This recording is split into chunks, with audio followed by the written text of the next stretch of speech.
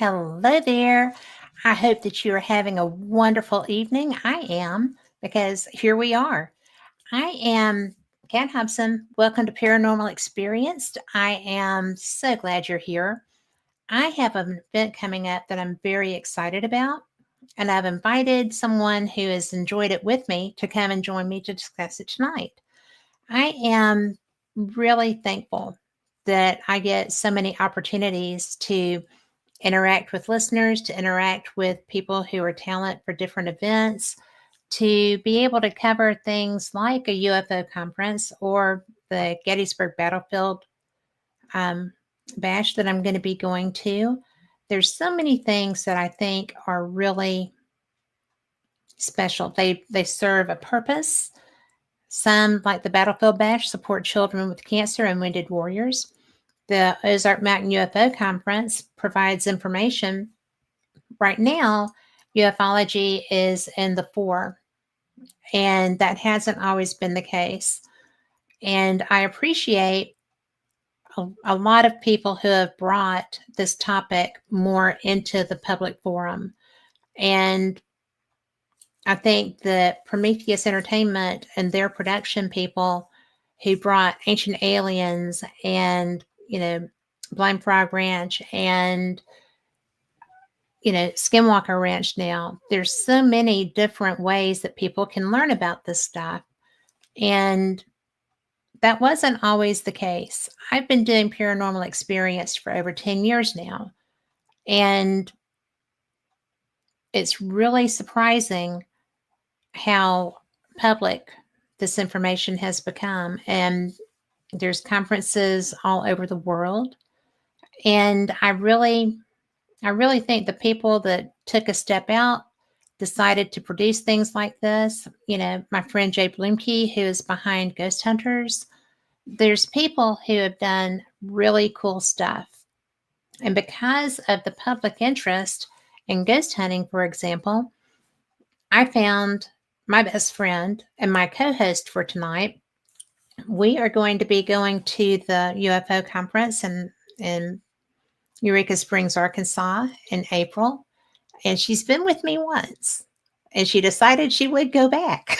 So I'm pretty excited about that.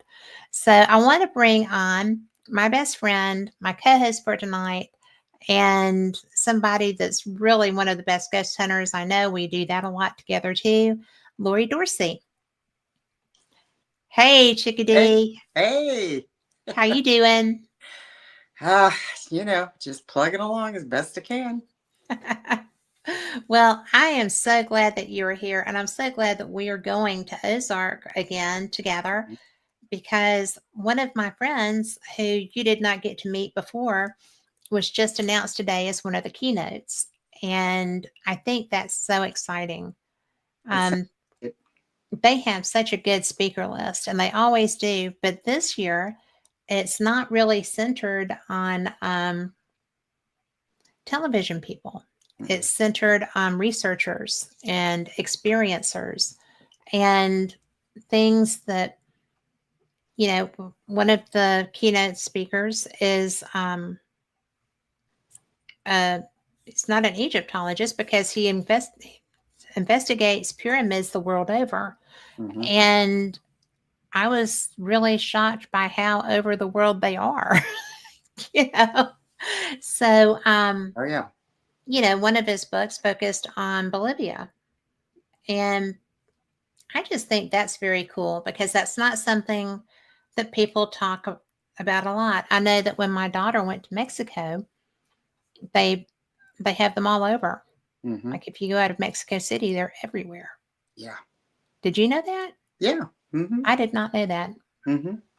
Yeah, my kids when they were in high school went to Mexico and they saw several pyramids Mhm. down there. But I mean, they're just outside of Mexico City. Mhm. I Yeah. mean, they're Sure right are. there. Mhm. Oh yeah. So, I was overwhelmed the first time I heard someone talking about the Egyptian pyramids who had been in one. Mm. And it was Eric Van Doniken. But Oh, that blew that blew my mind because nobody talks about the things that he does because he went in there when he was young Yeah. and he's not now. So me either. But Me. it's really interesting because he was allowed to go in and look at things, went down into the bottom where there was like a bath or, you know, a table. Oh, And okay. the water would, if you took the water out of it, it would fill back up with fresh, clean, clear water, Hmm. not salt water. So, you know, obviously there's a spring that gets the water in there. So Mm-hmm. that's one of the things that I want to talk to Sam about. you know, Yeah. and is oh my gosh, he's going to be so upset. Osman, Dr. Sam Osmanagichi. Osmanagich. That's not an I at the end. That's a slash. Old eyes. Maybe I should put my glasses on, right? Well, I've got mine close by. But Dr. Sam Osmanagich is actually, he studies pyramids and megalithic sites, and he goes all over the world, and they were not built by humans. Yeah. So I cannot even imagine what it took for him to be able to get started with this. You know, the oldest ones are China, Egypt, Indonesia, Bosnia, Mexico, Bolivia. Mm-hmm. Same time, you know, Mm-hmm. the largest ones. Mm-hmm. No evolution, but knowledge has been brought to us. And I don't know about the no evolution. I think that that could still go either way. Hey, Tom McNicholas. But really and truly, I don't. I know that with animals, we have documentation of their evolution. Mm-hmm. We don't really have evidence, physical evidence of human evolution so much. No. So I know that I know that you had marching orders for all this stuff. But with, I mean, this is a subject that you and I have not talked about with all of the myriad of things that we have. Oh, I know. Yeah, because you and I usually, when we discuss things, it's usually paranormal. I mean, Mhm. because we've both been through a lot Yeah. when it comes to that. But when I was at the that conference that first year, I got a really good education on the crop circles.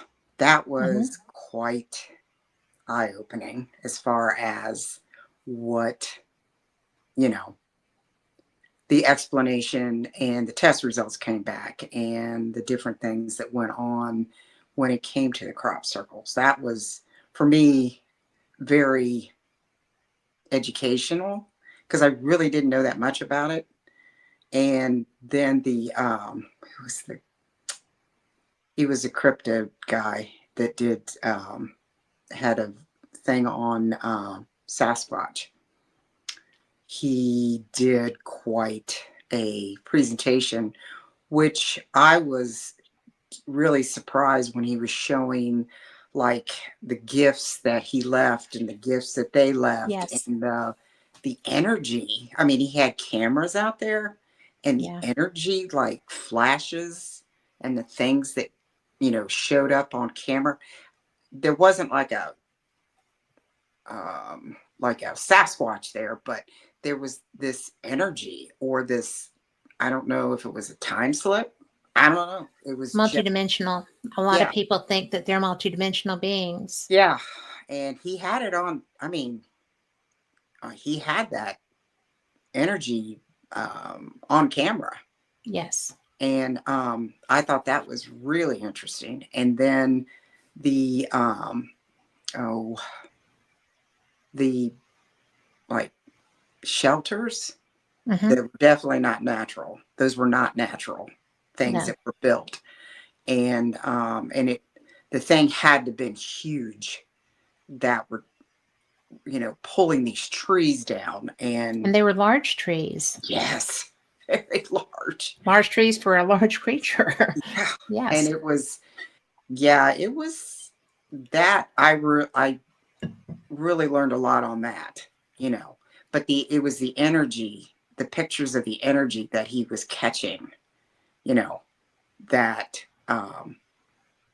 kind of blew me away because, you know, everybody has their theories about Bigfoot. Somebody, John Tenney, do you remember Mhm. John Tenney? I He do. told me, we were talking, I don't know, several years ago, and he said to me, he says, well, did you ever think that could possibly be that Sasquatch is a ghost and he just appears and disappears? I said, well, yeah, but he leaves an awfully big footprint. He You know, does. he goes, well, maybe that's how he shows himself. You know, I went, well, yeah, I guess you could theorize that Bigfoot's a ghost. He says, have you ever found a body? He said, do you think it could be, ancient? And it's just, we've never been able to discover it. And I said, well, no, you're going into a plane that I haven't really thought about. So, Yeah, he does that. yes. Yes, he does. He's a little freaky, but he's Yeah. good. But he thinks outside of the box. And that's what I appreciate. Oh, But, yes. you know, Well, he makes, I mean, that's what he is. mm-hmm. He's one of the most random analytical people I've ever heard of, much less Mm-hmm. met. Yes. And it's always interesting. Yes. I've always enjoyed his, well, I don't know, you call it a lecture. I just call it talking. I mean, he Hmm. just engages everybody when he talks to Hmm. you. So that's what I found very interesting when it came to the uh, theory of Bigfoot. So Yeah. I digress. Sorry. No, that's okay. Trust me, we've got 2 hours. We're good. Yeah. But, you know, one of the things relevant to that is that there's a man in Alabama, Jonathan Odom, who he is Alabama Paranormal and Bigfoot. Mm-hmm. And I've not gone out with him because I'm not really sure I want to go out on a not a lot of people involved Mm-hmm. Bigfoot seek, Mm-hmm. seeking experience because he, when he walks out of the woods, he has, he's been filming while he's in there and stuff. He just puts the camera on his shoulder as he walks out, just because. I mean, you know, I do that sometimes places just because with ghosts, I mean, they Mm-hmm. can be not in the mood to talk to you, girl, but you'll still maybe catch something if you're not in a position where they're going to be worried about what you're doing. Right. Right. So, he was walking out one day and I was watching it, and crouched down beside a tree was a bush, right? Mm-hmm. Just like all the other bushes in that area, there were a slew of them. And as he's walking away, he doesn't know it, but that bush stood up and turned around and walked away. And I was like, Oh my God. oh my God. Oh wow. And so I'm just, that nothing else has ever gotten my attention like that did, Yeah. relevant to cryptids. Okay. Mm-hmm. And I was just kind of like, nope, not going with him. But this is also someone who does go alone, which I think is really crazy. Yeah. But um, but he's comfortable. So there's a lot to Well, be said for that. packing too. Huh? I'm sure he's packing too. Well, heck yeah. Yeah. I mean, I wouldn't wipe my nose out there without having something. But um, it was so funny because when he realized it, he was already home. I'm sure. Wow. Okay. And so that's when I became an adamant believer in Bigfoot. or whatever you want to call it. Yeah. And what was interesting to me was that that one was fairly small, so it would have been a juvenile. And from what I understand, the juveniles are rowdy. Yeah. And so Yeah. it's like, oh dear, you know, no, I don't want to go. And that's not far from an area that another friend of mine investigates. Oh, really? I Okay. guess explores. Okay. And so I was like, do you get anything out there? He said, oh, yeah, they're there. And it's, to me, that's interesting because one of my friends grew up not far from there, but on the other side of the valley. Oh, okay. And she's a good bit older than I am. And we were Okay. talking one day, and we were, paranormal investigating together. Mm-hmm. And I was like, so Wanda, do you believe in Bigfoot? And she was like, oh, girl, yes, because where she grew up on, Double Oak Mountain in Birmingham, Mm-hmm. she was like, they were just like us. They lived right there with us, and they would, you know, you just see them, you'd hear them, and I'm like, Wow. what? And so, girl, yeah. And I will absolutely say that anything that Wanda would tell me, I would take to the bank. Yeah. She was married to the chief of the Red Cherokee Nation. She is one of the kindest people I've ever known in my entire life. And she doesn't have any reason to BS. Mm-hmm. So, yeah. Wow. That's cool. But I find it really interesting that that cryptid talk was the part that got you. Yeah. That one, well, it was the video evidence that he got Hmm. that really blew me away with the energy because I wasn't expecting that. You Yeah. know, I mean, it was, you could see it. I mean, Yeah. Well, it was almost like a portal. yeah, and it was like, wow, you know, and I was, when you were talking when we were there 3 years ago, you said, about Bigfoot and this and that, about the cryptids, and I kind of went, okay, okay, I'm always open minded. I try not to be closed minded about anything, but wow, when I saw his presentation, it was like, oh my, there is something going on.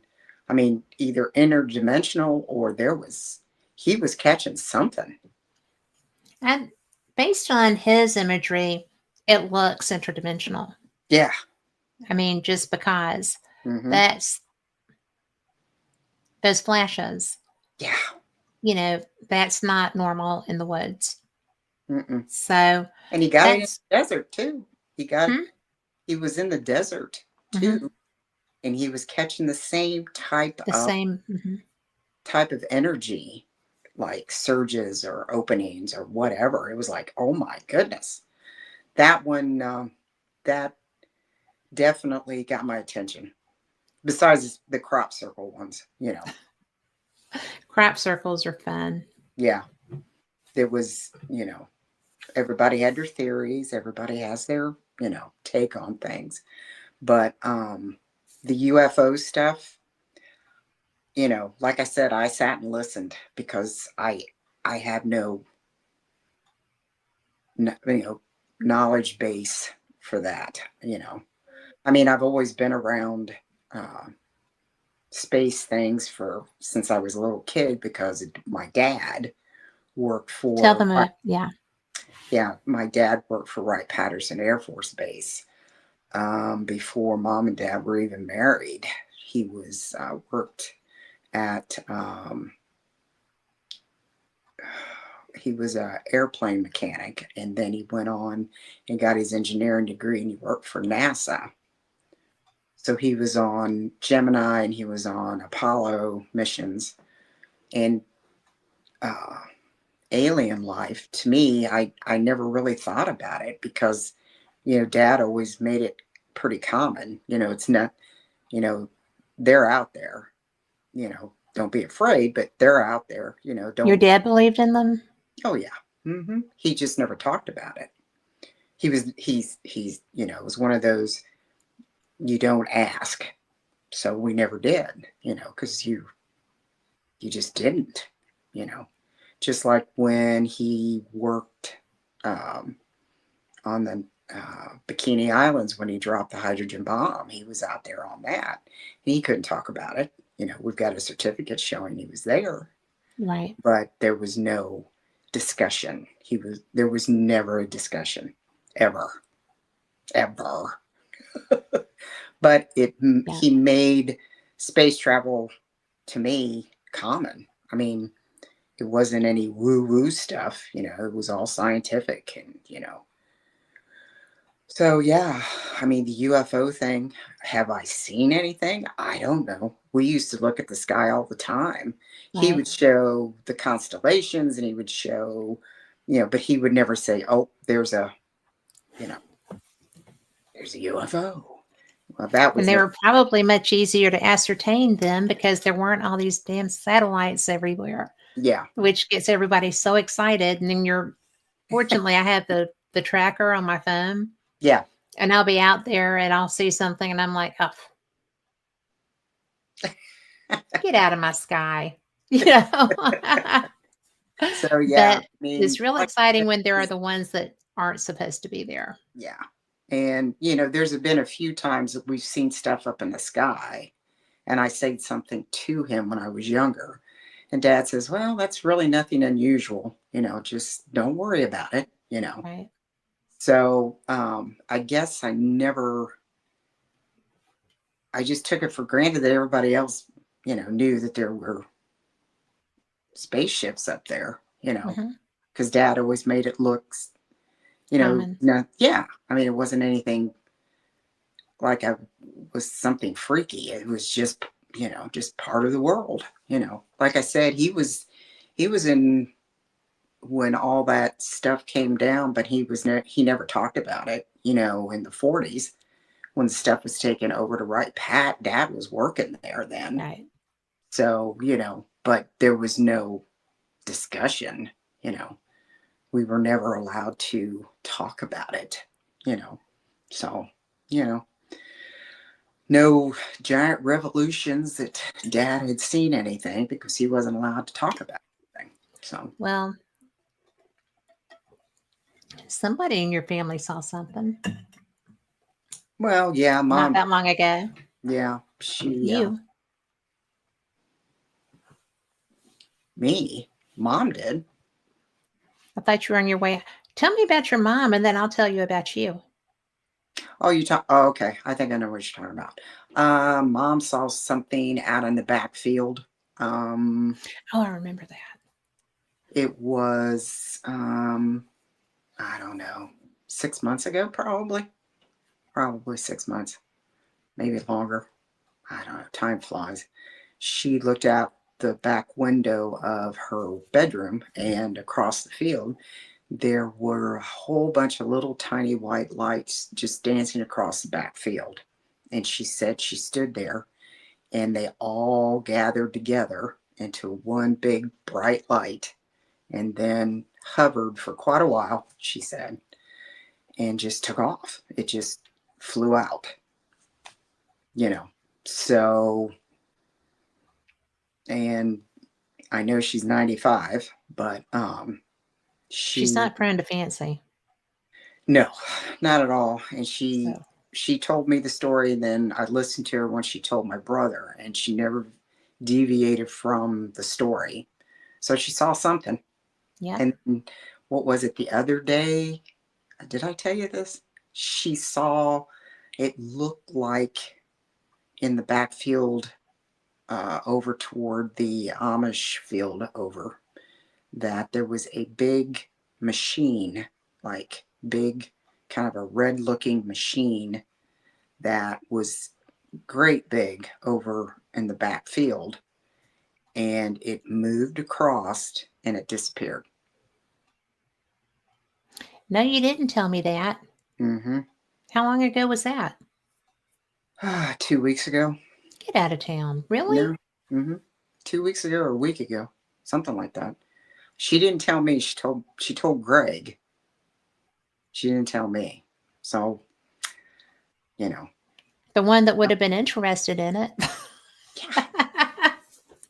So yeah. Well, I guess I'm just going to have to come up there and stay with you and do some little sky watching. You can. We can go sit on the back porch back there. It's all I'm good with that. Because it In gets the a little summer. chilly still. In the summer. Yeah. There I you will go. come in the summer. There you go. Yeah. But, that's interesting because I knew about your dad at Right Pat. Mm-hmm. And I remember you telling me about the lights, Mm-hmm. but a big red machine that disappears. Mm-hmm. Yeah. That's new. Yeah, that was a new one. I didn't know exactly what to say.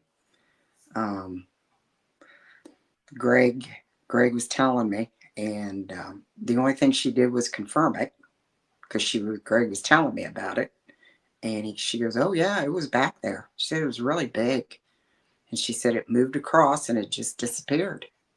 I went, disappeared? She goes, "Yep, it just disappeared." I went, okay. I don't know what that means, but okay. That's interesting. Mm-hmm. It's Yeah. almost like it hit a portal or something. Yeah. And it just went away. She said it was really big and it moved really slow. And it was a big red colored machine. I said, did it look like a tractor? No. I said, was it a combine? Because, I'm thinking around here, what Big and was slow. that? And she said, no, it didn't look like that. I said, okay. So I didn't say anything else, because she gets sometimes agitated if you question her too much. But she said, yeah, it was a big red machine and it went away. It just disappeared. I went, okay. So That's there's. bizarre. Yeah. Well, if you're talking about the thing that happened to me when I was Yeah. going to Shelley's up to Paulding, Were y'all in the way or coming back? we were coming back from Shelley's when this happened. A couple things happened that was really bizarre, and it was right there at Wapakoneta. The one I know for sure that Vicky, she was in awe, and so was I. We were coming back. It's like 3:00 in the morning, coming back from Shelley's, and there was a greenhouse, this big, huge, huge greenhouse place, and I looked over because I saw these white triangles flying around in circles. They were like chasing each other around and around right next to that building where it was a greenhouse. It was huge, one of those like industrial sized greenhouses. And I looked at Vicky. I said, am I seeing things? Because 3:00 in the morning, investigated all night, you're kind of Loopy. I said, are you seeing what I'm seeing? She goes, yeah. And we said, what is that? And we both saw, she said the same thing. They were white triangles. I have never heard of a white Delta craft. Usually they're the black silent ones. The Deltas, I mean. And they were just like circling each other. I mean, it just went round and round and round several times. And I kept looking back when we went past it. And I kept looking in my mirror and they were still there. They didn't follow us, but they were circling. Thank God for small favors. You would have had a fit. But I would have had a fit too. In all fairness, I'm not just razzing you. I would not have liked that. Yeah. And the other thing that happened, I think we were on our way up to, this was when Garrett was with us. Garrett and Vicky and myself, we were heading up. And I think, pretty sure it was pretty close to Walpock again. That's an active The area. yeah, and that's where Shelley had her experience. But there was a semi in front of us, and I don't know how to explain it other than this big bright light came down in front of this semi that was in front of us. And it was like you could see this like flash of light. And then I don't know if it hit the front of this truck. The truck just kept moving. So I don't know if he saw it or didn't see it, but it was like that light was pointed to the, you know, into the side ditch.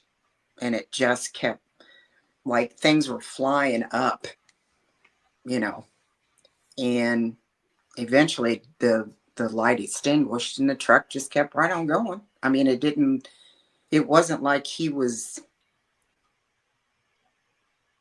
I don't know, it was just the oddest thing. It just, this big bright light came down and like smashed into this truck, and then the light was off to the side. And this, I, So it was like a collision? yeah, it Like the was, light, whatever the light source was, came and hit the truck? yeah. And then it was like shining its light into the side ditch.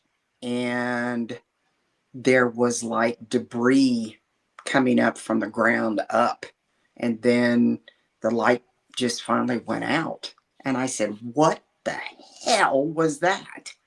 Was the And Gary, debris coming from the light source? yeah, So the light source was damaged. yeah. And then the light source went away and the Did truck it just fly kept, away or go out? yeah. I mean, the truck Did, just kept right on going. He never but I even mean, the light heard source, did the light source fly away or just go out? just go out. We never saw anything come out. I mean, come out like from under the truck. There was like debris coming up, but there was no, it was just so bizarre. I don't know what it was. And That's weird. that was the weirdest thing. And the truck never even hit his brakes. So either he didn't see it and I did. I don't know. It was so weird. It was such a weird night that night. And that's when I found out that what happened to Shelley on that way, in that area where she had her Is that where she had time her loss. experience? Yeah, where she had her time loss. She had her. Yeah. Wow. So there's something really bizarre around that. Well, there is really bizarre stuff through there. I mean, it's anytime that you get around a base of any Well, Walpock, reference. well, that's, Neil Armstrong's. That's where his museum is. Yeah. So, there's all his artifacts and stuff in there. But, Right Pat, it's way south, And it's way notorious. Yeah. Bright Pat is way south of Walpock. Yeah. So, yeah, it was definitely different. It was, yeah. So, have I had anything since then? No, haven't had anything. And I've been up to Paulding Frequently. numerous times. I haven't had, but I usually go through the day. This is like in the middle of the night. I mean, 3 morning type stuff. So, yeah, it was definitely eye-opening. Well, I tell you what, we're going to be in a place where you can talk to people about these things, right? Right. And something that I think is cool is that this particular conference is going to be, and I'm going to say hey to Kim Hoholick there in chat. I'm so glad to see you. And this is somebody who is actually doing Bigfoot work, Sasquatch work. Oh, So, okay. and I'm not going to give too much away about her, but we're working to get her on. Oh, And cool. she works with Jay Bayacham. So that's going to be, finding Bigfoot, finding Jay, those things. So and not only that, but she's a parrot head. We've known each other for 20 years through Jimmy Buffett. So all kinds of fun stuff happening there. Cool. But, it's going to be interesting because you've got like retrieval of the third kind, which sounds like needed to happen with whatever that light source was. Yeah. You've got somebody who will be covering all things John Keel, who is pretty amazing. Mm-hmm. You've got so much. So much. You've got an investigation. And I'm actually excited about this because Britt Elders is somebody that I had her publicist reach out to me, and I didn't realize it was the same person. Mm. And she is an investigative author and documentary filmmaker who traveled the world exploring various topics, including UFOs. And so she's been included with different major investigations, including the Billy Mayer case and the waves of UFO sightings in Mexico, which is pretty fascinating Yeah. because and it's constant. And it started in 1991 and it still hasn't slowed down any. Wow. So Britt will probably be somebody that you can share what you saw, and I don't know what I saw. but you can describe it. Yeah. But that's one of the things that I like about this conference. And I always tell people that it's my favorite one. Mm-hmm. And I've been to most of them. Mm-hmm. And I have not been to the MUFON annual conference, but I've been to a couple of Contact in the Deserts. I've been to a couple of, the first two alien cons I was credentialed for, which blew my mind. I just started and I got credentialed for the very first one. Yay. I was in hog heaven too, let me tell you. But it's really fascinating because with OZARK UFO conference, it's the most intimate environment with the speakers. Yes. The speakers are there to share their information. They socialize. They're just fun. You can go grab lunch with them. Kathleen Martin, who is the other keynote speaker, is someone that I've known for years. In fact, she and I, when we were at the International Congress in Phoenix, were bending straws together. So, and I still have my straw that blows my husband's mind every time he sees it. So, neat. But, she was a co-author and researcher with my friend Stanton Friedman. Oh, okay. And Kathy is one of the most knowledgeable researchers. I don't know if you know about the Betty and Barney Hill incident. Are you familiar with that? Yep. Okay. Well, that's her aunt and uncle. Oh, okay. Okay. And so she is, her background's education in sociology, but she is, I can't even tell you, I should have looked how many books she's written, but her books with Stanton and other people, she's just really brilliant. But she was she became a leading UFO researcher and author. She is actually the person who worked in large part creating MUFON's experience or research team. And what that is where if you have, you can report any contact that you've had. And it's a safe, secure place where you can share your experience. And this is one thing that I've seen at every UFO conference I've done is that they have experiencer groups. And in Kathleen's case, she is the facilitator of these groups. And there's a lot of other people who are, in fact, a lot of people who are associated with Dolores Cannon, who started Eureka Springs, Ozark Mountain Publishing, and was just a brilliant human in her own right. Did the training that these people are able to use. Mm-hmm. It's and that training is just astounding. Mm-hmm. I mean, it is one of the best ways to do that. Mm-hmm. And you know, I wish that I had been able to meet Dolores Cannon. I really do. It's one of Yeah, my it is. regrets is that I didn't get to. Yeah. But I one of the books that Kathleen wrote is called Captured, and it's the Betty and Barney Hill UFO experience. Mm-hmm.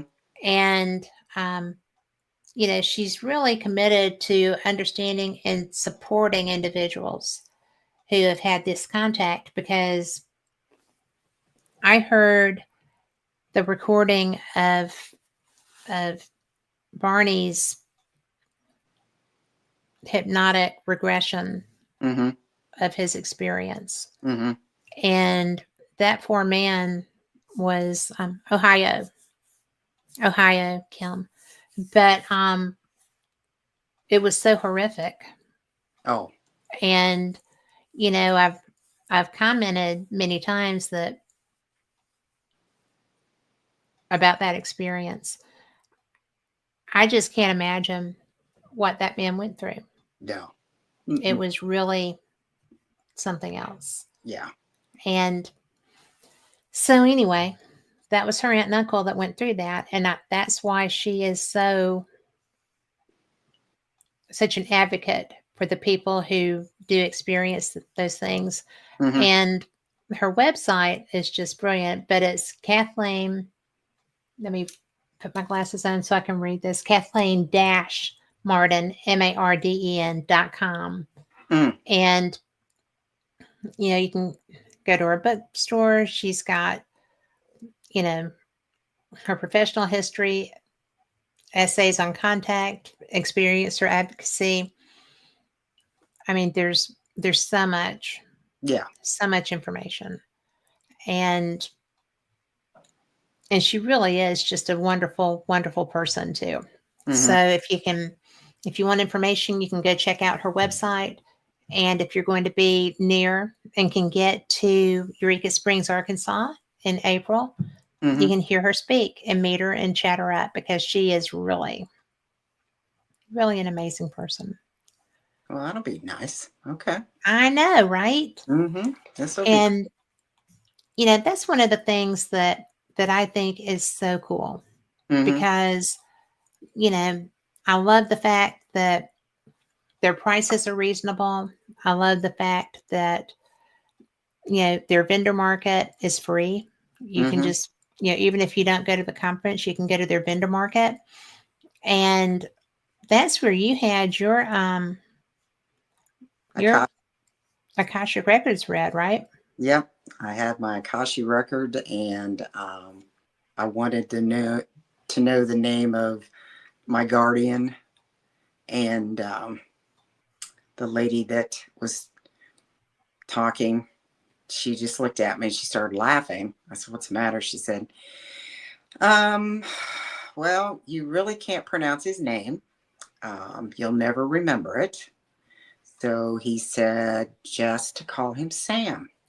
Yeah. I said, "Okay." Well, then I had another reading from, this is 3 years later, or 2 years later, at Shelley's. And she was a sketch artist, psychic sketch artist. Yeah. And she said, I had several guardians, but this one has been with me since the beginning. And he wanted me to know who he was. I said, okay. I said, well, I was told in an Akashi record reading that I cannot pronounce his name and to call him Sam. And she laughed. She said, I can't pronounce it either. He showed me it. She said, I can't pronounce it. So I said, so Sam's good? He said, yeah, Sam's good. You can call on Sam. I went, okay. But yeah, he was, I got the background on him, and he's training me supposedly for when I pass on to become a guardian, he's trying to teach me how to be a guardian angel, I guess, because he's been with me ever since the beginning. So he's says that I am doing what I'm supposed to be doing, which I'm not sure what. Which is always encouraging. Yeah. So, he just said that it's gone. He she gave me the background of him. He had a son that passed away, and his son talked to him, and he knew his son wasn't gone really. And this was like World War I, and he was from Poland, and I mean, it was quite extensive. What she told me, you know, and but she said he showed me his name again, and she said I can't pronounce it either. I said, okay. Did she say how he connected to you? How y'all became involved? No, the only thing he said that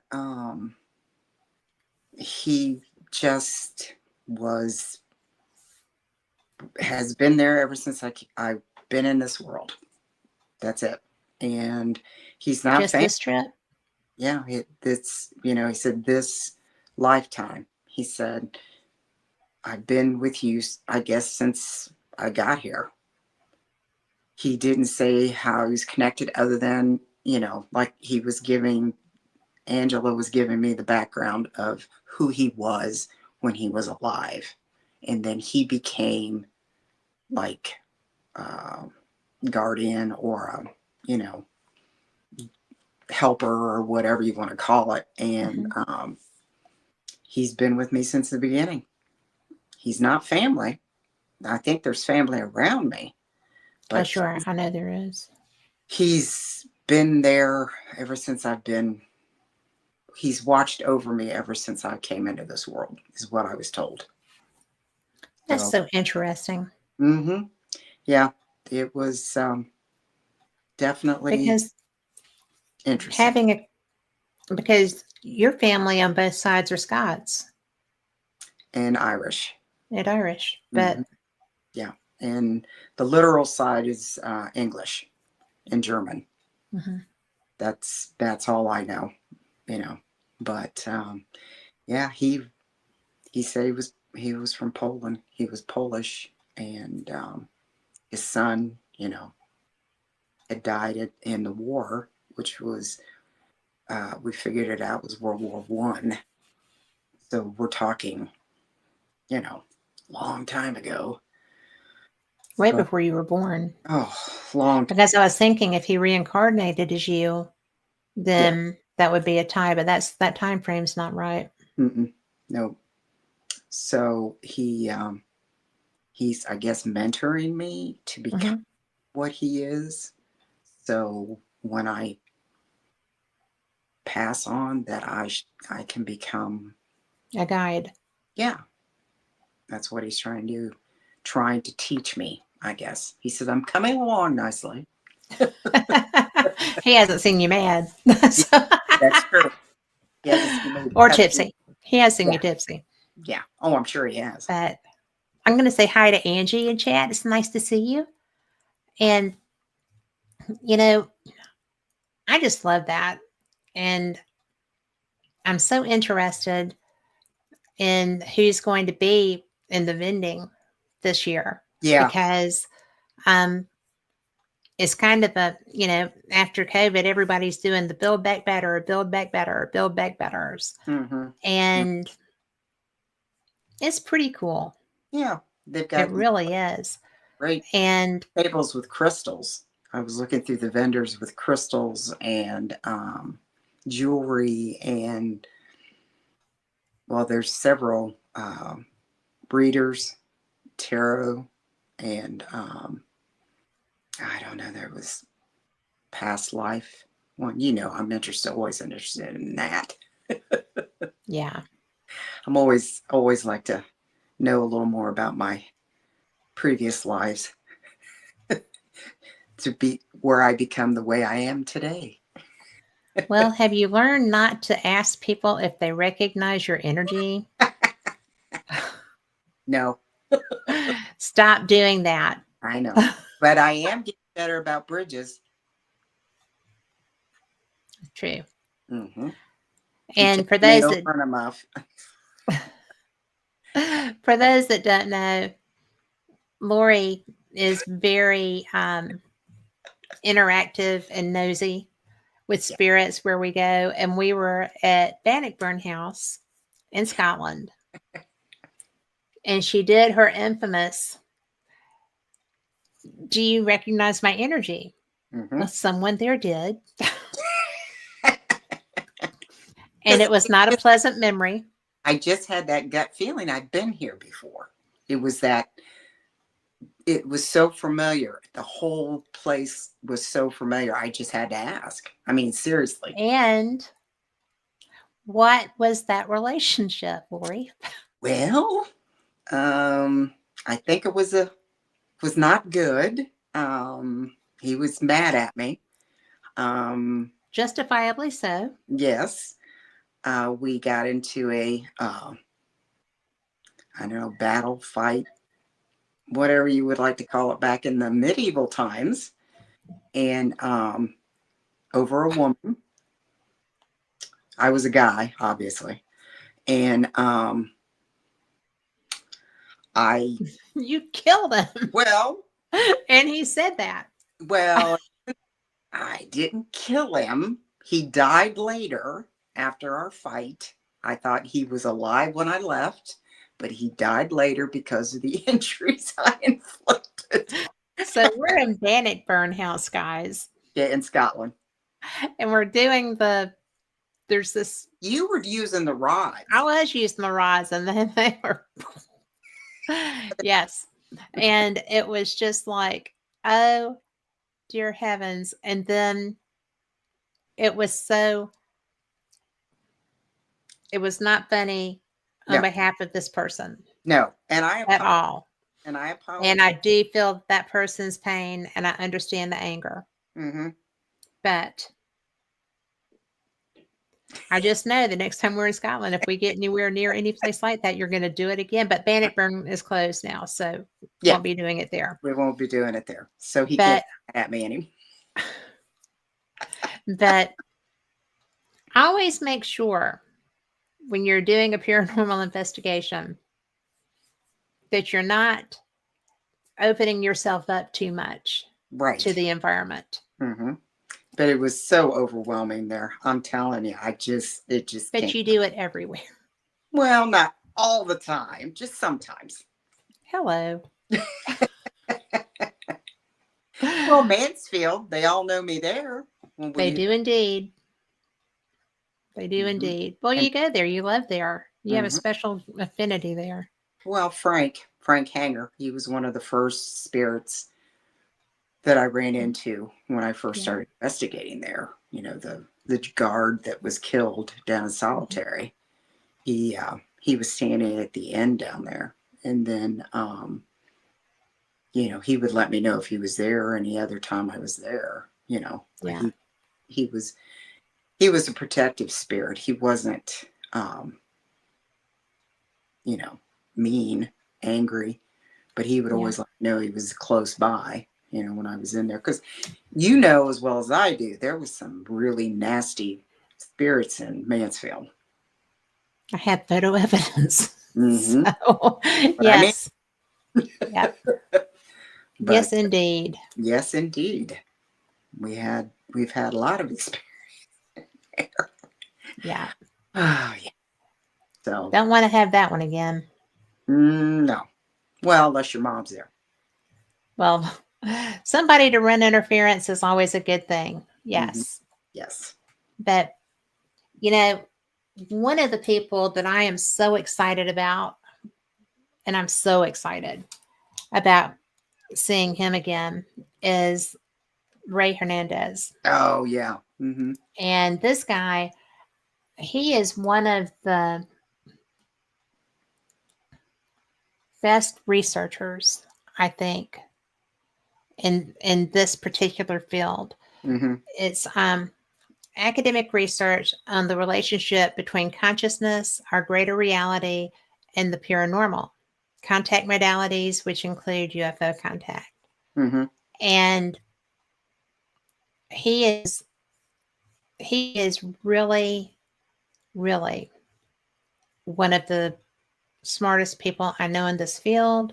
Mm-hmm. He is one of the most open to different thoughts, different ways to view things. He's currently the director of the Consciousness and Contact Research Institute. Mm-hmm. He's he's put together it's an academic research institute comprised of more than 25 PhD academics, medical doctors, and researchers whose mission is to explore a new paradigm that seeks to integrate the findings of consciousness research and the phenomenology of extraordinary experiences. Mm-hmm. And Ray's, who actually coined that term, contact modalities, it's Mm-hmm. how is this happening? Mm-hmm. And I'm going to read this because I think this explains it so much better than I ever could. But um, it says, I argue that most materialists in ufology are clueless about the complexities of the UFO contact phenomenon. Ufologists have historically dismissed topics concerning UFO contact with non human intelligence and the relationship between UFO contact and the paranormal, what I call the contact modalities. He says, I will demonstrate that the UFO contact phenomenon is both physical and psychic, but is primarily a paranormal, multidimensional phenomenon involving a manipulation of space time. And he'll be presenting, data that Mm-hmm. argues that all of the paranormal contact modalities, including the UFO phenomenon, is one interrelated phenomenon under consciousness, our multidimensional greater reality. Mm-hmm. And he says, finally, I will argue that the UFO contact demonstrates that we live in a multidimensional spiritual and virtual reality.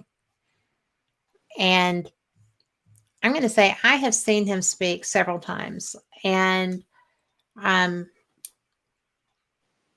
he's brilliant. And I think that one of the things that gets my attention with him is I do think that at the jail, okay, Mm-hmm. or at a battlefield, or I'm positive in Scotland, Yeah. particularly places like Culloden and other historic. Bannockburn had one of the most vicious battles there too. Mm-hmm. Um, that UFO communication and spiritual communication, they're the same thing, because I feel like any place that there's been great tragedy, watchers have been involved to make sure that we don't completely blow it up in whatever fashion we may have at that time that would Right. be the equivalent, not Right. as much. I mean, when we say we could blow it up, we could freaking blow the whole planet apart No and may kidding. yet. But, it's just kind of like all of this stuff. It's not just, it's not multi sourced. Yeah. It's all the same methods coming through. Mm-hmm.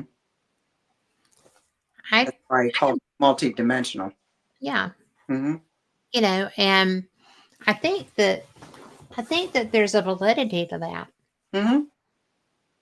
So, what's your take on it?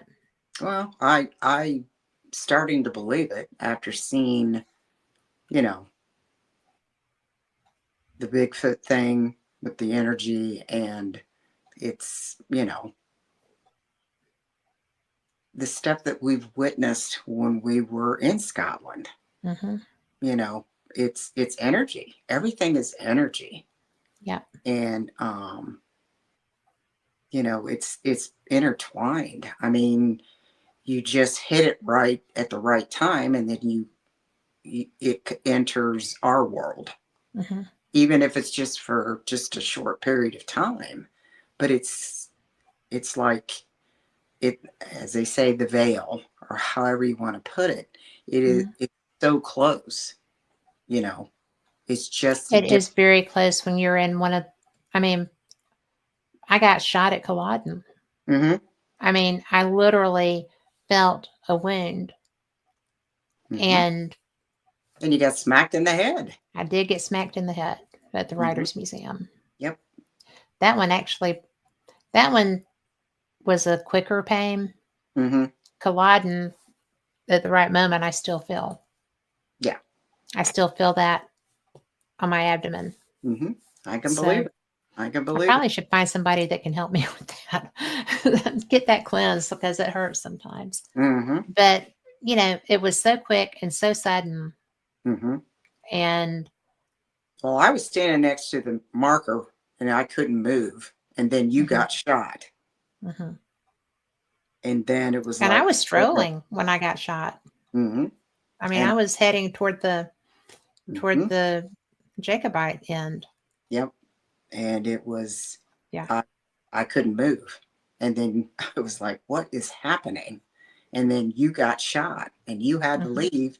And finally, I broke free of that, whatever that was. And then I took off across with Mikey and Liam and mhm, Julie. Took off through, we went through the Jacobite line, I guess is the best mhm. way of putting it. And the energy was like a swirl. I mean, I don't know how Yes. to That's explain it. exactly what they were. They were like little dimensionalities Hmm. everywhere. Yeah. And And you walk and they into, did feel like portals. yeah, it was, it was, I wouldn't say disconcerting, but It was disconcerting.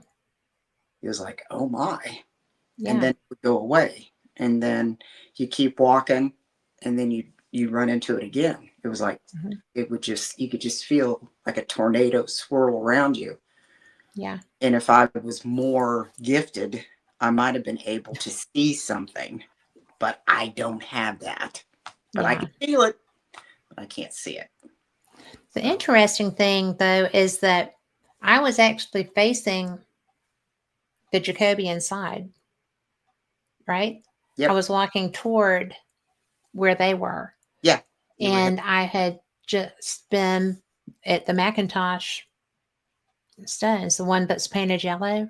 mm-hmm, And Liam had told me, he was like, well, let me know if you feel anything around here because there's stuff, you know. mm-hmm, And I was just like, I will. Well, I hung out. I was wandering, just exploring. mm-hmm, And Lindsay and Rick were walking over there. So I just started talking to them. And about that time, it was like, ooh. And it was like, ooh, you know. So that mm-hmm. was different. I don't Yeah. want that anymore. No. But it was, to me, it was like with the museum, Mm-hmm. um, getting whacked in the back of the head because I knew what that was, Yeah. because I Well, I just knew asked, something. when I said, has anybody died Yeah. here of a head injury? And she knew Mm. exactly what I was talking about. Why, Oh, yes, they have, and the paperwork is in the room you just left. Well, thank you. Could have told somebody something. we figured that one out. So That one did not take long to pick up on. no, no. Felt like I got hit in the back of the head with a good solid golf swing Well, the thing that, or a marble step. yeah, because I looked and you had this god awful look on your face. Like, oh my gosh, what is going on? Well, I felt like And I had injured myself and I didn't know what I did. yeah, because you reached And up, up, I up did. I felt for blood. to, There to wasn't any. yeah, that there was blood. I went, oh, what's wrong? What's going on? Yeah. Well, probably my face was Yeah, saying volumes. I've got a yeah. shirt now that says if my mouth doesn't say it, my face probably will. So I figured I was a good candidate for that shirt. Oh, But, it's really when you look at, because seriously, when, we're talking about Ray and his commonalities of communication, basically. mm-hmm, And we have had experiences. We've been investigating together for how long? You're better Oh, on time than I am. Is it 10 years yet? uh, No, it's not. It's like 6 I'm gonna say because six, I had been doing 7, paranormal experience for a while when we met because at the you Titanic thing. doing at the Titanic. That's where we met, and you said you'd been doing your radio show for 2 years. Oh, So okay. So 8 years. 8 years we've known each other. Well, that's when we ran into each other, and then everything Yeah. just we Yeah, ended up. we Well, were we supposed to needed. be friends. It's really wild. Yeah. But, but the thing is that that connectivity is really cool. Hmm. And I can definitely see that us having had a history in another lifetime Oh yeah. We. because it's so strong and we we know each other so well. Yeah. We drive each other crazy sometimes, which is fine because we're very similar in a lot of ways, and the ways that we're not are the ones that make us go, Come you on. know, come on now. But it's but our investigating styles work together well. Hmm. But I can definitely see where where he's talking about Hmm. the communications. We've experienced that Hmm. in so many different places Hmm. I that mean, we've talked to what physicists. That's the string theory yes, and all that. It's all kind of tied together. I it mean, is. it's all it's all about timing, and it's all about the energy, and it's all about who you are. I Hmm. mean, the energy you project as well as you receive. You know, Yes. you're a little more perceptive than I am. A little bit more what? Perceptive when Oh, it comes to energy. But well, yeah, you're too busy looking. mhm. Well, you've put me to my knees with your energy. But I didn't mean to. I know, I know. I'm going to heal you, I did. and you did. You definitely helped it. Okay, tell people about that because they're going to be thinking I smacked you on the head or something.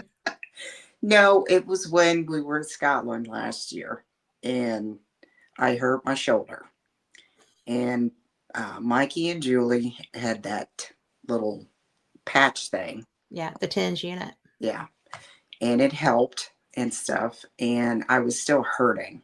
It was still hurting really bad, and we went into a churchyard, wasn't it? Where Church, were we? and there was a circle of trees, and you said this In is that, energy. yes, by that river. Yeah, next to that river, and you said this is an energy circle. I want you to come in here. I said, oh, okay. And so I went in there, and she said, you said touch the tree, and I did, and it was you could feel it, and the energy was all around us. You turned around, looked at me, and you said, I'm going to heal you. I didn't say it like that. I'm, Feel better, something, I said, I'm going to fix your shoulder. yeah, like, and just about dropped me to my knees. I went, And it wasn't because I squished her shoulder. I no, was, I had to grab a hold of her. I would fall on the ground because there was you have such a concentrated force of being able to pinpoint your yeah. energy that it went through my shoulder down to the ground, and I'm going, had to grab a hold of you. She did. It's like, okay, I knew you could But work it it. worked. Damn.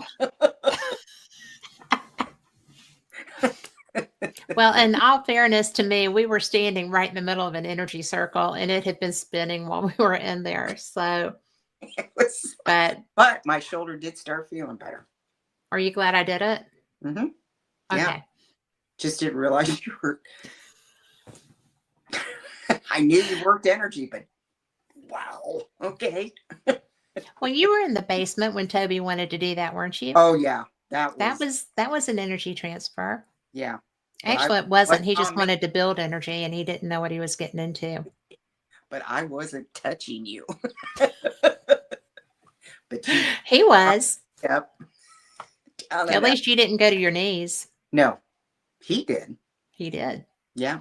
Be careful what you ask for. Yes. And when you did that, I kind of went, whoa.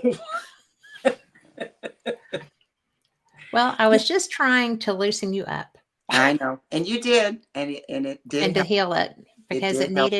it needed to be, It was inflamed. yeah. It was inflamed. And it definitely helped. And then when we went to that, where was it? The round stones and the standing stones. The Karen, Kyla Cairns, yeah. There was like what, 3 or 4 of the they were everywhere. The yeah, energy circles were everywhere. and all the trees were energy circles. Hmm. And that's where I was drawn to. And you Because cannot tell me they weren't planted that way oh, intentionally. they had to have been. Because they were too perfect. Hmm. They were too perfect not to be planted like Hmm. and they're ancient. Those Yes, trees they are ancient. are ancient. Those stones, the standing stones were one thing. Yeah. And I wish I'd watched Outlanders because I didn't know I was supposed to go when I did that. But I was like, yes, take me through the portal. But can Let's I find have Jamie, Jamie. please? Let me have Jamie. But it was so funny because those trees, I mean, those stones, yeah, they were cool. They're Hmm. big, they're cool. Hmm. But when you walked into the cairns, Oh which are man. graves, and, Hmm. you know, I didn't know anything about them Hmm. except for what I read as we were going in, Yeah. because I really like going into places Cold. cold. Hmm. And we got there and it was so it that part was quietly energetic. That place was holy. Oh man. Culloden is holy. Yeah. And for those that don't know, Culloden Battlefield um, is you're not allowed to investigate there. And I can understand that. Hmm. It surprises me that people investigate at Gettysburg Yeah. because the same energy is at both. Hmm. And the problem with that is that everywhere around Gettysburg, everywhere for miles and Hmm. everywhere was a battlefield, Oh yeah. The but whole not everywhere was a cemetery. yeah. Everything. Yeah. I mean, I walked out back the one year I went to Gettysburg with it was Amy Bruni's um, tour. I can't think and remember the name of the tour company she was on. But anyway, we went there and I walked out back with my K2 and there were graves markers right behind the hotel I was staying at. And Hmm. I was getting hits on my K2 like crazy. Yeah. They were, and it was amazing. I mean, any place you walked, you could feel it. Hmm. Because I walked through town during the day when there wasn't anything going on, and you can feel it. I Yeah. mean, seriously, it's all around you. You can't not. You can't get away from it. No. Mm-mm. It was very eye opening. And even shielding there is futile. Mm-hmm. I mean, it really Yep. is because there's too much, there's too many. Mm-hmm. And I'm a really good shield, and I'm not a really good shield there. I'm Mm-hmm. pretty good. I mean, Right. but because one thing I don't like the concept of are people sharing themselves in death states. No. I don't want that. Yeah. I when we were in Scotland and I knew at Culloden that I needed to be shielded, right?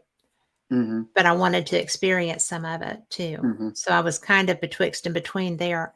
Mm-hmm. But at the Writers Museum, I was completely unshielded Mm-hmm. because I did not anticipate Yeah. that there had been, Yeah. it was a violent death, but it wasn't because he was killed. It was because it was so sudden, and he fell and hit his head on a marble stair, outside the house. And the people of the home brought him in to care for him and even paid his doctor bills and everything, but he still succumbed to it. Mm-hmm. But the things you learned were on the papers that you looked at that you Yeah. didn't really pay attention to until the owner of, that those were about whacked you to get your attention. But it was really, I was unprepared there. I was not unprepared at Culloden, Mm-hmm. but it was so strong at Culloden that I didn't stand a chance, really. Um, it was wild. Yeah. Oh yeah. There was So, no doubt about that. Whoa. so, with these different modalities of communication that we've seen in Mm-hmm. our investigations, I'm really curious to hear Ray's presentation on that Yeah. because, and I've known him, I interviewed him years ago Mm. and hope to get the chance to again while we're up there. Mm-hmm. But, you know, paranormal contact modalities, the UFO, non human intelligence Mm-hmm. kind of communications. Mm-hmm. Um, I can see where he comes up with these things being interrelated. Mm-hmm. How many times have we heard people lecture or talk to us about this? Mm-hmm. We saw that somewhat when we were in Glasgow at the Scottish Paranormal and UFO Conference Mm-hmm. to Yeah. an extent. But I just think that all of this stuff is so tied in together. Well, it's the energy. I mean, It is always the energy. mm-hmm. I mean, I've never had that I'm aware of. I've never had UFO interaction that I'm aware of. You should hang out with your mom more in the middle of the night. In the middle of the night.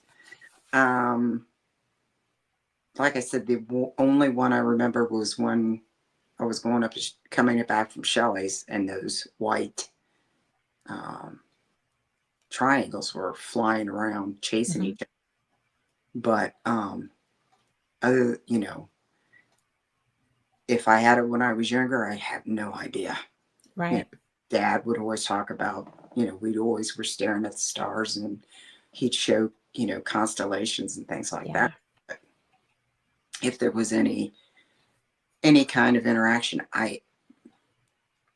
either it's been wiped from my memory, or I've consciously buried it. I don't know. So Could be either or. yeah. And really and truly, until fairly recently, you have not been one to really entertain thoughts of fancy. No. Which you would have probably considered this. Mm-hmm. Oh yeah. And so that would have been a big leap for you. Mm-hmm. And I'm so glad that both of us do this because we do it really well when we investigate together. Well, I'm thankful. I forgot about the other one in Scotland when the craft was above me. Mm-hmm. Yes. Now, I was just talking about that with Rick, and he did not know that I had a picture of that craft. Oh, you're kidding. No, he didn't know. And for those that don't know, we were, so our very first night in Scotland on our very worst trip to Scotland. Yeah. And it was, little did we know, but Lori had separated from the pack and was walking by herself, heading back To the hotel. from the cemetery to the hotel. Mm-hmm. And I saw you and I was like, oh, I've got to catch up with her. She can't be by herself. So I'm taking off to come down to you. Mm-hmm. You had been walking with another couple of people, and they had gone on because you were playing with your SLS, Mm-hmm. and you had somebody. Go ahead. Oh, I was mad. What a shock. With I'm my, stunned. yeah, no, you're stunned.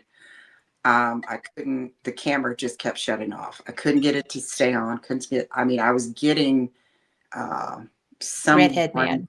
I was getting someone by one of the gravestones, but every time I got ready to record it, it went off. So Because you finally, weren't supposed to do that. I wasn't supposed to. And the midgies were getting in my face from Yeah. the camera, from the screen. And finally, I just had enough. It's it. I turned it off, turned it back on. It just kept shutting off, kept shutting off. So I thought, okay, you don't want me to film yet? I'm out of here. Yeah. So I take off. I just yell, I'm leaving. I can't do this. And I just, that's when my foot was real bad, and that's when I was really out of shape. So it took me a long time to go. So I was walking along, following the path back, and I heard someone walking behind me.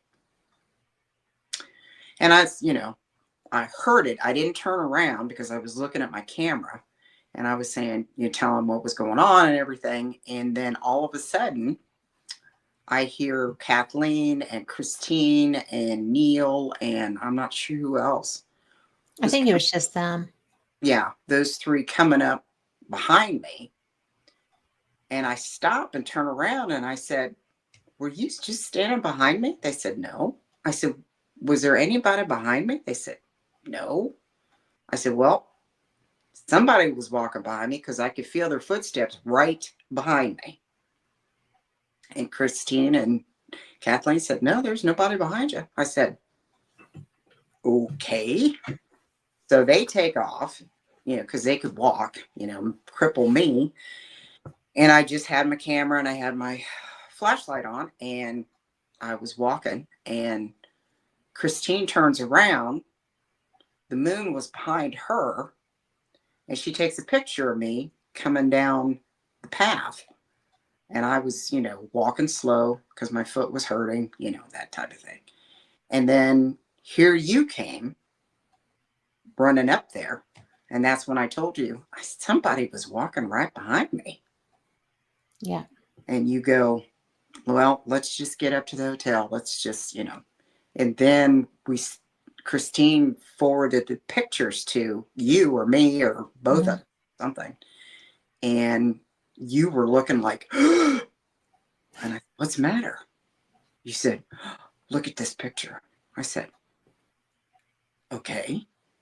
And I saw like a little. You thought it was a moon? Yeah. And you said, no, Christine said the moon was behind her. And then over to the other side, there was this thing with lights right there. Yeah. And it was like, oh my God, I didn't see that. You go, oh my. Yeah. It was a little strange. And you just had that. You told me you had I had to get up there with you you. had to get there to me. It was like you had to get there. Yeah. And I was mad.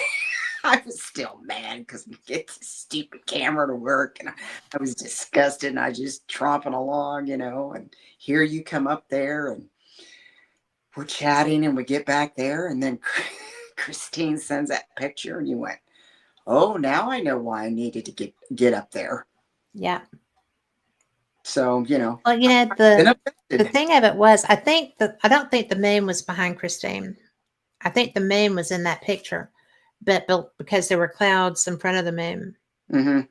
But that craft was just dropping below those clouds. Mm-hmm. You could see and it was so very clearly a craft. I wish I'd known we were going to go here. I would have pulled that picture. We're talking UFO. I didn't even think about it till we were talking about Scotland. I know. I forgot about it. But that's something that we are so connected that when something happens with one of us, the other one usually knows, picks the phone up or whatever. Mm-hmm. And in that particular instance, there was no doubt that I felt like you were in danger. That's the only thing that I can put out there, is that I felt like, You had I to don't get. know, I felt like you couldn't be down there by yourself, Hmm. because when I looked, there wasn't anybody around you. No. They had already gone by. Yeah. So, And like I said, there was somebody walking behind me. I don't know. yeah, I mean, it was plain as day.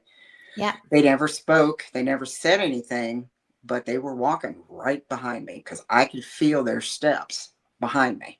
And I was just saying, well, I'm not sure what's going on because the stupid camera won't start it, stay lit. I know there's something down there. And, I just gone Yeah. on and on and on. And then here come those three. And You would never get bent out of shape like that. it Come was, on. yeah, you're so shocked. So, yeah, But you didn't get abducted. Got a great picture, yeah. a great story Mm-hmm. to share about that. Mm-hmm. But oh my goodness, that was almost going to be way too dramatic. It really was. That was so, All right, that really was a frightening moment. my first trip to Scotland and get abducted. And not only that, that was kind of a foreboding of how that whole trip was going to go, right? That's true. Except that you didn't get taken, and that trip might have been better if you had. So, Well, that's also too. We put down dimes. Remember, on the that path, what? we put dimes, the shiny dimes We down did. on the path because we weren't. Fairies. Yeah, the fairies might have been following us, and Yeah. it could have been what was walking behind me. I don't know. So, I don't think that's what was walking behind you, but I'm always one to give a dime to a fairy because they can mess with you if you don't. mm-hmm. But I wanted to tell people a little bit about the conference, like the Yeah, logistics of it and stuff, yeah. because something that I found out, and I don't think I told you yet, is that there's going to be a charity giveaway, a raffle, Oh, and it's being done by the Astronomical Society of the Ozarks, and they're raffling off a one sky telescope and observer's accessory kit. So the tickets for that raffle are only $5. oh, wow. That's a $500 telescope. I Okay, know, right? And the proceeds are going towards donating telescopes to libraries in the area.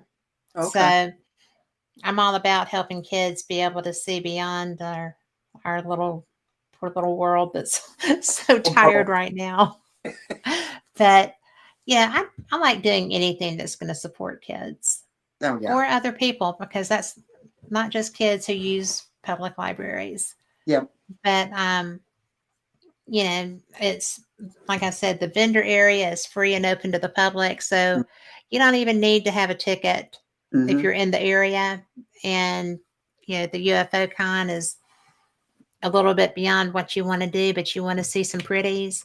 I'm going to tell you that I have a lapis wand that is beautiful that I Wow. got there, and I had to have it. It was one of those things, and I mean, I'm not all that woo, and I certainly wasn't all that woo at that time, Right. but it was so cool because the actual thing, Mm-hmm. you do that time, and I will get you some tickets, and I will put them in your own envelope in my purse. And if you win, I will get it for you and ship it to you. So, because I have his address now, because he wanted one of the magazines from the other night. So he got more than one. But I just think anybody doing something like that, that's a good deal. Mm-hmm. I love things that help communities. And, a lot of that area is a little oppressed, I think. Oh, yeah. Everybody, yeah, there's things like that everywhere. Oh, yeah. Mm-hmm. And the meet and greets are open to anyone 21 and older. and they happen in the conference library on Friday and Saturday nights. Right. So that's kind of fun. Mm-hmm. Oh, yeah. And, there's also, I just wanted to say with that vendor area, it's not just buying things, okay? Because you can have experiences too. Like Lori was saying, she had her Akashic reading, Mm-hmm. and There's all kinds of readings. They've got all kinds of readings. Oracle, Tarot, Mm-hmm. Past Life. There's a lot of different readings from a lot of different gifted people Yeah, that'll be there. So yeah, it's always interesting because I never say anything, and yeah. I just say, "What do you see?"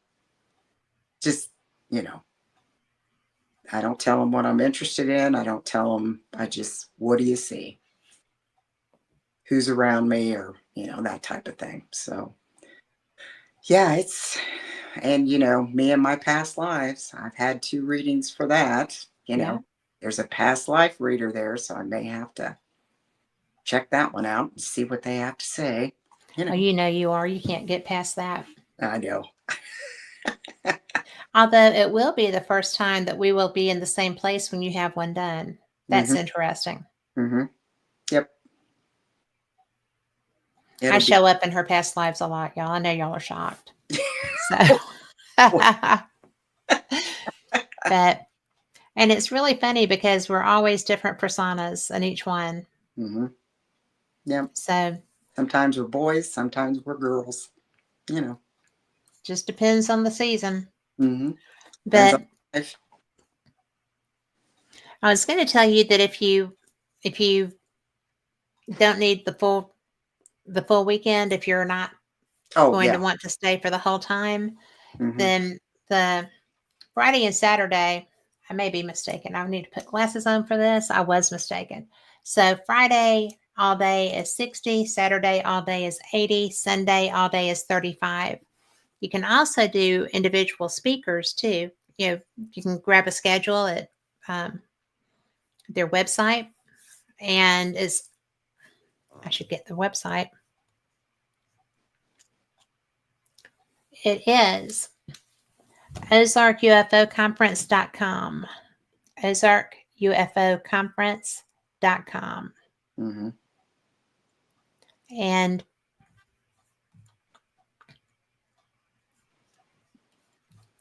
well, now I'm in the wrong place. There we go. Thank you, Carl. Thank you so much. Yeah, those are the speakers. And so Sunday is only $35, but the individual speakers you can do for $20. The Mm-hmm. keynote speakers only $30. And I'm going to tell you that both of those keynote speakers are amazing. I have not heard Ken. Am I right? Sam, not Ken. There isn't even a Ken there. But Dr. Sam Asmanagich is his lecture is the true purpose of pyramids, which I'm fascinated by because I have been hooked on ancient aliens for a really long time. Mm-hmm. And so then and of course Kathleen, we talked about Kathleen. Mm-hmm. And so there will actually be free photo opportunities with some very popular surprise guest cosplayers at the conference this year.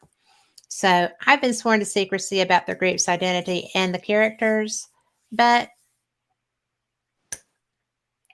You got to show up and find out. yeah. And yeah, my my friend Holly, who is their marketing director, said, "You 100% promise you'll want a picture with them when you see them. They'll be in the vendor area for most of the conference, but are prone to wander around the whole place."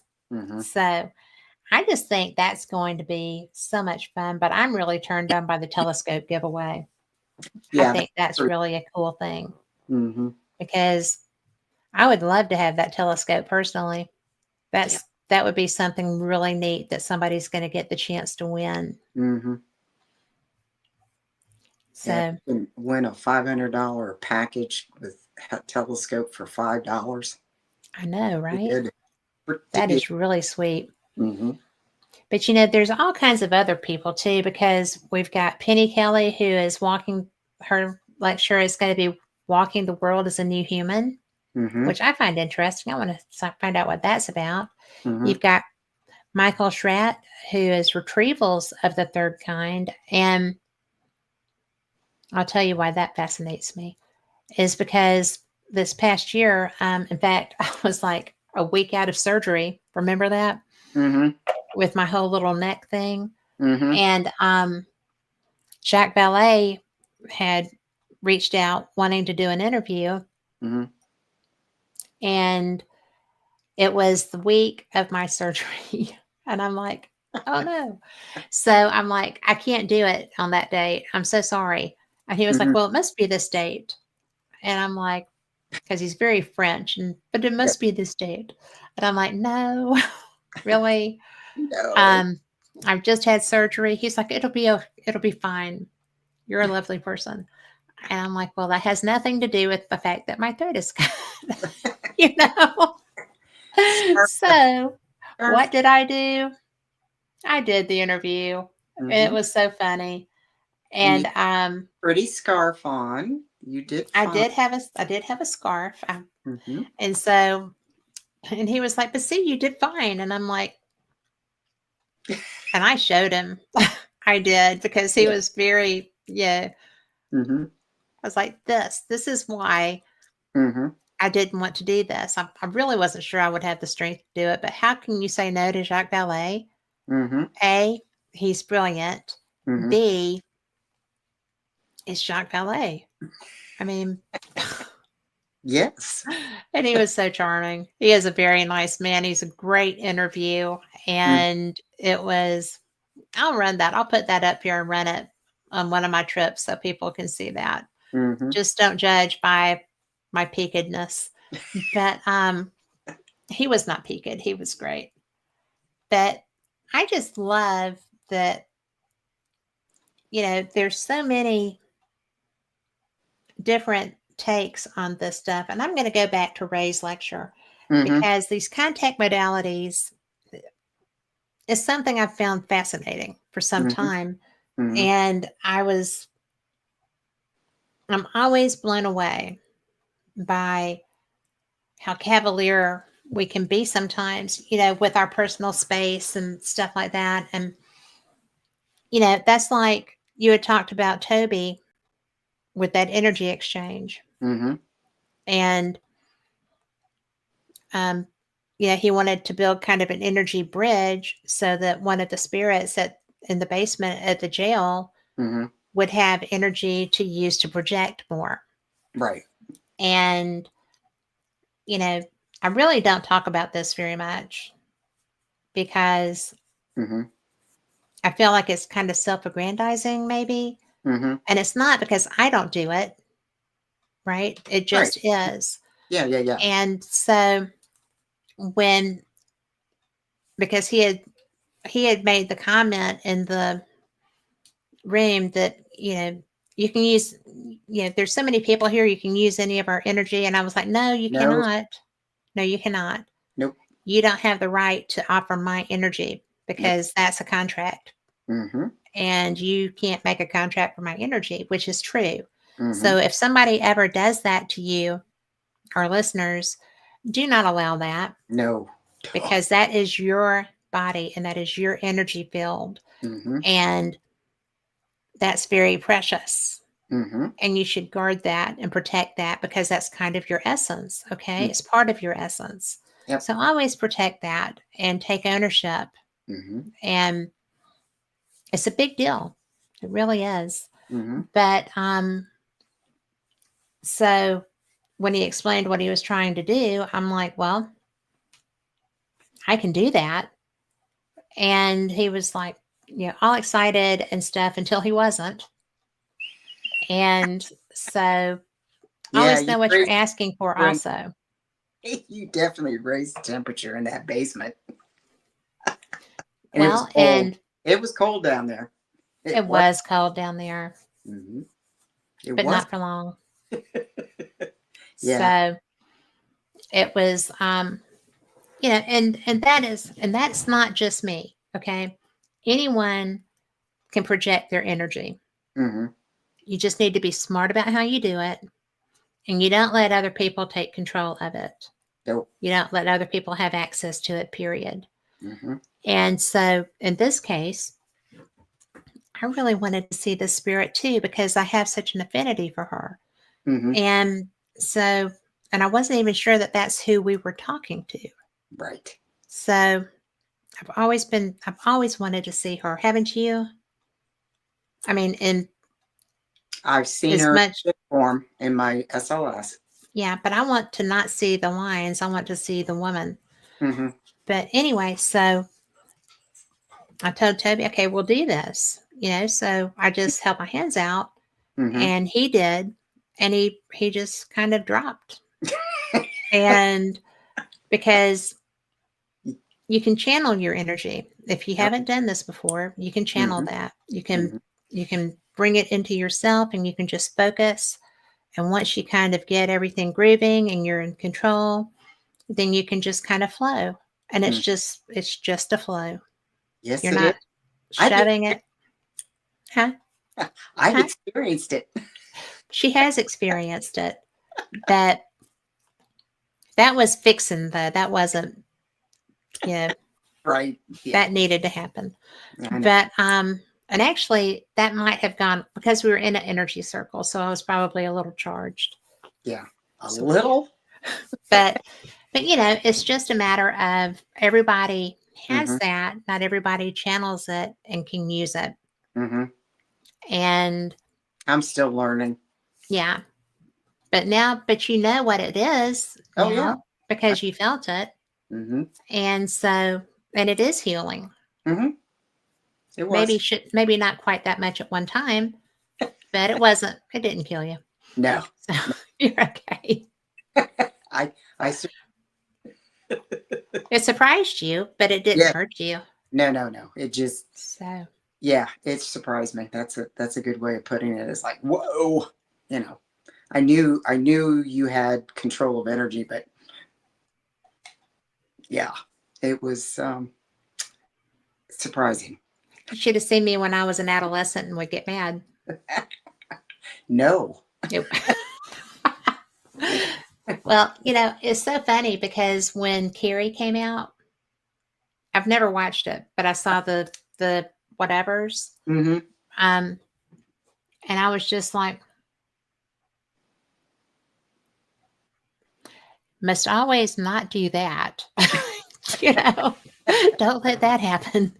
But but it is everybody has that. Everybody has the energy source. Hmm. Everybody flows energy. It's how we get out of bed in the morning, Hmm. even if it's reluctantly. It's how we drag ourselves. When you're having a rough day and you just want to go home and go to bed, but you've got 3 more hours before that can happen, and you just have to pull up some energy to be able to go on, Hmm. and there's no coffee or Mountain Dew, then you just have to Manifest it. breathe, pull yourself together, Hmm. flow that energy through you, and Keep going. that just worked really well. Hmm. And just kind of I can't touch my computer now, but it's just one of those things that everybody can do that. Hmm. It's always shocking to people when you do it, Hmm. but it's only because they didn't know that they could. Right. And then you just show people how to marshal that Hmm. because we all have an innate ability to flow energy. Hmm. We are energy Hmm. in a meat suit. Everything is. Some Yes. intense. Sometimes it's okay, and sometimes it's like whoa. You know. But Well, and try not to do it when you're mad. yeah, yeah, that's true. I should have But done it on that trip, but well, there if was a I lot had, of things. We can laugh about it now. we can laugh about it now. It wasn't funny at the time, but we can laugh about it now. And all I can say is be careful of the mysterious adventure that you seek, because there's some bad Juju. there's some bad ones out there. Mm-hmm. Always pay attention to that name. So, Yes. but I think that my favorite part about this conference is that it's so positive. There's some tough topics Yeah. that come up in these discussions. Mm-hmm. And this isn't like some of the other conferences where there's experiencer groups. I mean, there's experiencers there, Oh yeah. and they just do their own thing.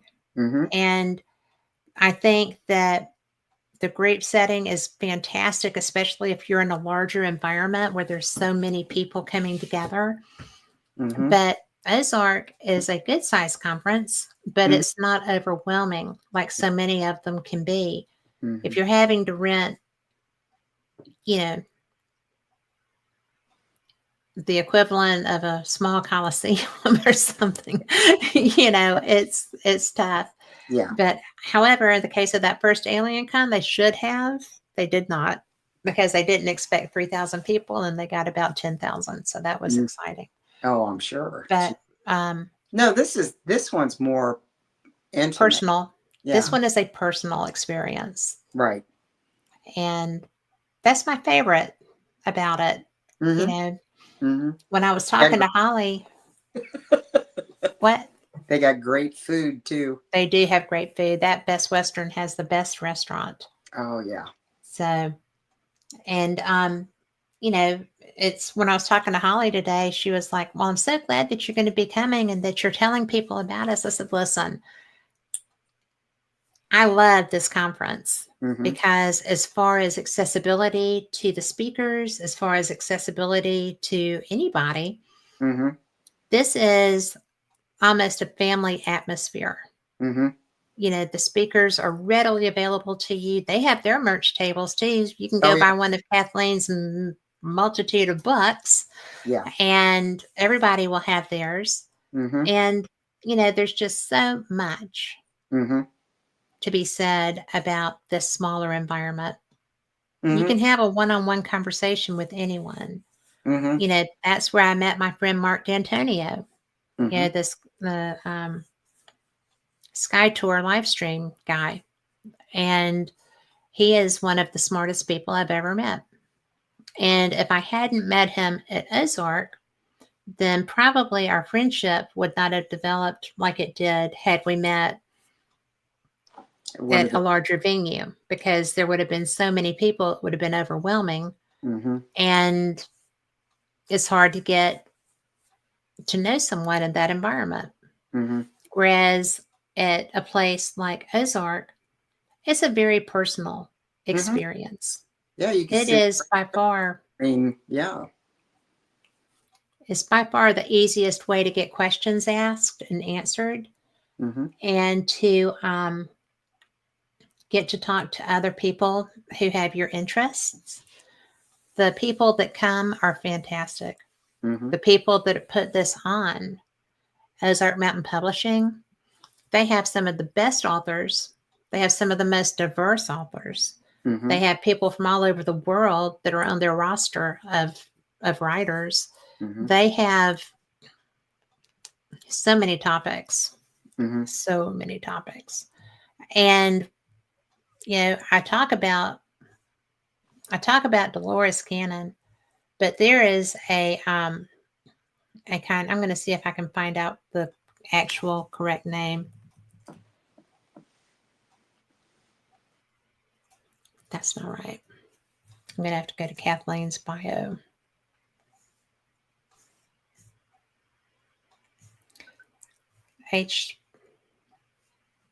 HHT regression therapy. Is it HHT? I don't know. I'm not sure. I can't look it up. Quantum healing hypnotic therapy. Oh. And to me, that is it's just amazing. The the practice is taught by her daughter, Oh, and one of Julia Cannon, okay. and that's she's married now, but I do know that. And if you can find someone who practices that, it's really kind of neat because it offers past life regression, some conscious healing. Mm-hmm. Um, From past traumas. Mm-hmm. yeah, it's and this actually, I'm trying to find a better. Okay, let's see about it. Okay, Dolores Cannon developed and perfected her unique method of hypnosis, quantum healing hypnosis technique, over several decades, and it achieves the deepest level of hypnosis possible. And the somnambulistic state is ordinarily experienced 2 times a day, just before becoming awake and just before falling asleep. And most hypnotists do not work in that level. And so that's what these people do. It's It says Dolores's curiosity and fearlessness about the unknown and untried has ensured her enduring legacy as a pioneer in past life regression, who continues to pave the way for practitioners in the future with her classes. She wrote the classes that are being taught, and there are books on the topic. There's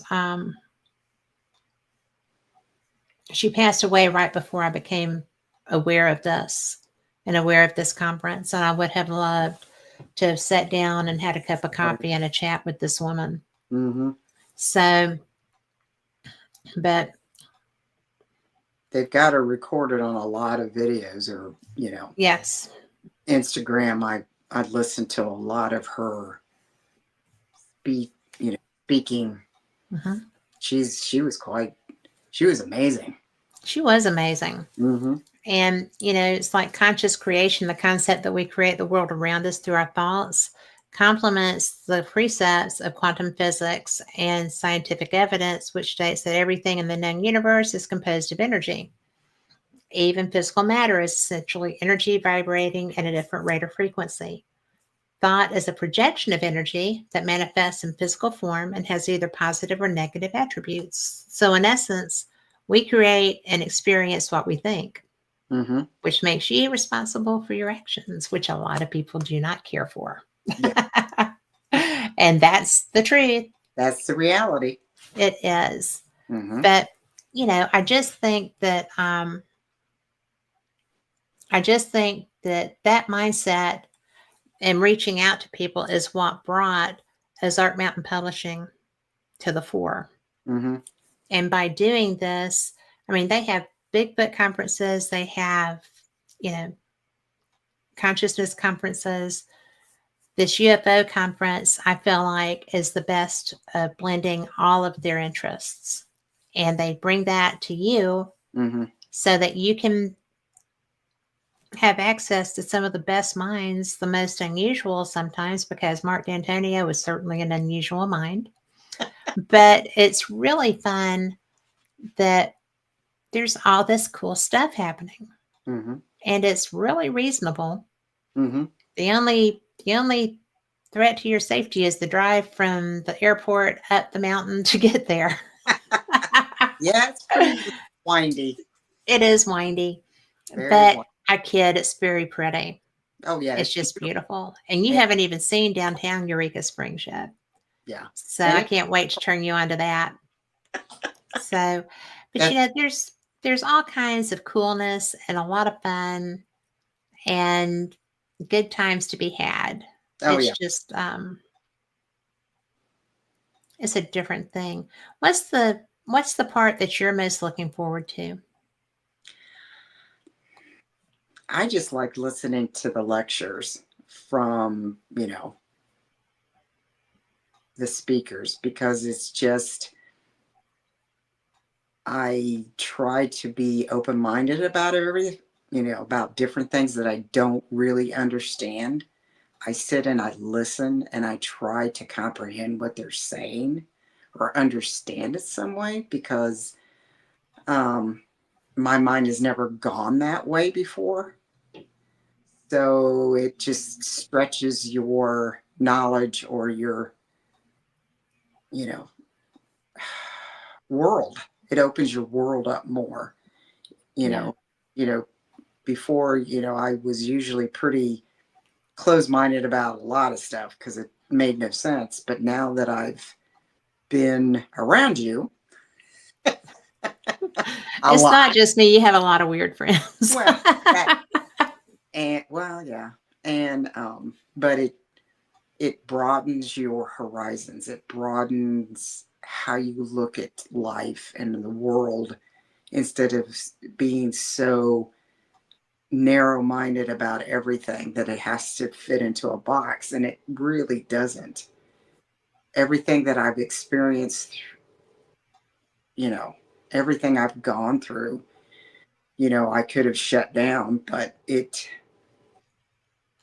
going to these conferences like this and listening to people and how their perspective of things, you know, it's like, oh, okay, well, I never thought of it that way, but, Yeah, you know, okay.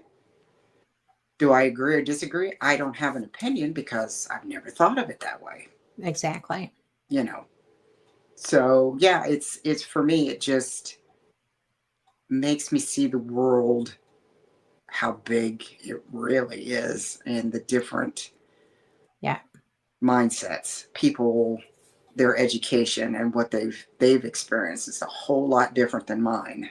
And, you know, Getting exposed to that is just so cool. yeah, and it is. And I like listening to the lectures and their photograph evidence and that kind Hmm. of that interests me. You know, Yeah. like, I- oh wow, you know. I'm looking forward to the pyramids, the different pyramids all over the place, Hmm. and getting to see Ray again because I really like him. Yeah. Oh yeah. So Mhm. we are out of time. Oh, If you are interested and you want to go to the conference, it's hmm OZARKUFOconference.com. hmm Feel free just to drop in there, check it out, and you know We'll be. what? Either way, you're going to get to hear all about it when I get back, right? So Yes. we're going to be going. It's in April, Hmm. and we'll let you know, and hopefully we'll see you there. And So we'll have pictures. yes, thank you so much for listening, and Lori, thanks for coming. No And problem. we will catch you next week. I'll see you Sunday on Fate, but I'll see you next week on Paranormal Experienced. And until then, you take care of yourself. Be blessed. Good night.